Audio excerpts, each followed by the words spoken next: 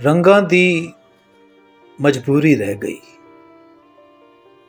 ਰੰਗਾਂ ਦੀ ਮਜਬੂਰੀ ਰਹਿ ਗਈ, ਤਾਂ ਤਸਵੀਰ ਅਧੂਰੀ ਰਹਿ ਗਈ।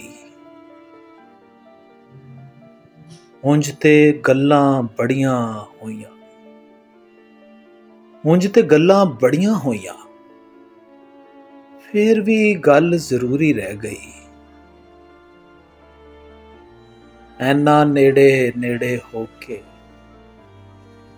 ਐਨਾ ਨੇੜੇ ਨੇੜੇ ਹੋ ਕੇ, ਖਬਰੇ ਕਾਹਦੀ ਦੂਰੀ ਰਹਿ ਗਈ।